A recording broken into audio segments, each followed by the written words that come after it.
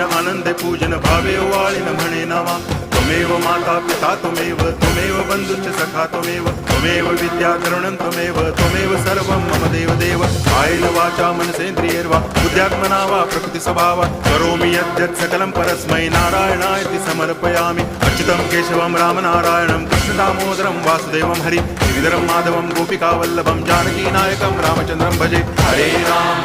Ram